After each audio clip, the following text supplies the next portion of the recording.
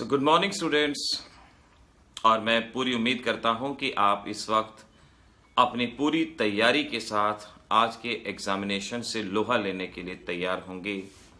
पिछले कुछ समय से जो रात और दिन लग के आपने मेहनत की है उसका फल डेफिनेटली बहुत ही ज़्यादा अच्छा मिलेगा। और ये मेरा विश्वास है कि आप इस एग्जामिनेशन में एक नए स्टूडेंट्स की तरह उभर के सामने आएंगे। और मैं कामना करता हूं कि आप में से मैक्सिमम बच्चा इस एग्जाम के अंदर बहुत ही अविश्वसनीय परफॉर्मेंस के साथ उभर के सामने आएगा। पूरे देश भर का बच्चा जो इस वक्त YouTube के हमारे चैनल के थ्रू तैयारी कर रहा है, मुझे पूरी उम्मीद है एक अविश्वसनीय रिजल्ट वो बच्चा शो करेगा। आपके अंदर का कॉन्फिडेंस आपके एग्जामिनेशन में डेफिनेटली दिखाई पड़ेगा। ये मेरा गुरूर नहीं, ये मेरा विश्वास है। और उम्मीद करता हूं आज का एग्जाम आपका बहुत अच्छा रहेगा। आप बच्चों को एग्जामिनेशन में अपना संयम नहीं खोना है। कोई एक आध क्वेश्चन अगर नहीं भी आता तो उसमें परेशान होने की बात नहीं है। बाकी सारे क्वेश्चन तो आपको आते ही हैं। उन क्वेश्चंस को अटेम्प्ट कीजिए। जो क्वेश्चन मुश्किल लगता है बेशक से उसको बाद में अटेम्प्ट कीजिए, लेकिन जो आसान लगता है सबसे पहले उसको कीजिए। टाइम लिमिट का ध्यान रखिएगा कि आप जो भी क्वेश्चन का आंसर दे रहे हैं आपके पास पर्याप्त समय बचना चाहिए पेपर को पूरा करने के लिए और फाइनल रिवीजन के लिए।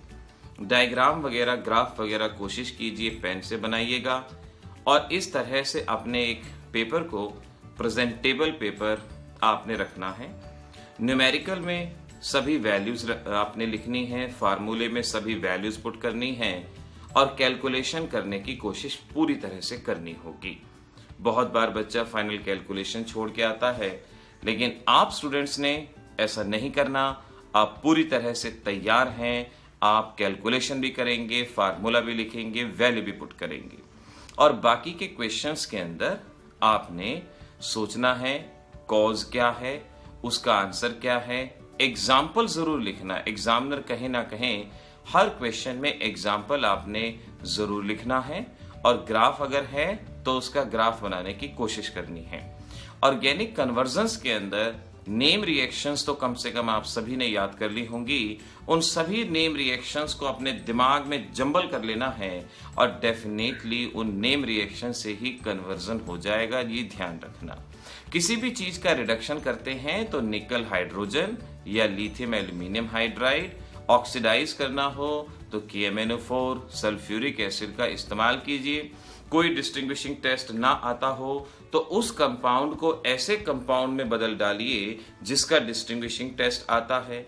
जैसे नाइट्रो का टेस्ट नहीं आता तो नाइट्रो को रिडक्शन से अमीन में बदल डालिए और अमीन से आप डिस्टिंग्विशिंग टेस्ट कर सकते हैं। तो मेरी इन बातों का ध्यान रखना है। कोई भी क्वेश्चन छोड़ के नहीं आना, उसके बारे में कुछ ना कुछ जरूर लिख के आना है। आपने एग्जामिनर को अपॉर्चुनिटी देनी है कि वो आपको नंबर देने पे मजबूर हो जाए और डेफिनेटली ये अपॉर्चुनिटी एग्जामिनर को आप ही देंगे, ध्यान रखना। हमारा साथ यहीं तक खत्म नहीं होता। अभी आगे हमें जेई मेंस एग्जामिनेशन की तैयारी भी करनी है, नीट एग्जामिनेशन की तैयारी भी करनी है। ये सभी तैयारियां अभी बाकी हैं। अभी तो एक जस्ट केमिस्ट्री का पेपर हुआ है, अभी पूरी कहानी बाकी है। तो इस पेपर के बाद फिर से दोबारा से आपने खुद को नए जोश के साथ अपने आने वाले करियर के लिए तैयार रखना है और फिर से जुड़ जाना है जेई और नीट एग्जामिनेशन की तैयारी के लिए, क्योंकि प्रयास करना आपका फर्ज है। बाकी भाग्य में क्या लिखा है क्या नहीं, इसके बारे में हम अभी से कुछ नहीं कह सकते, लेकिन प्रयास हम जरूर कर सकते हैं, एफर्ट्स जरूर कर सकते हैं। इस बात को ध्यान रखिए। पास्ट जैसा भी रहा हो लेकिन फ्यूचर आपका डेफिनेटली ब्राइट होगा, ये भी मेरा विश्वास है। इस बात को भी आप अच्छे से ध्यान रखना।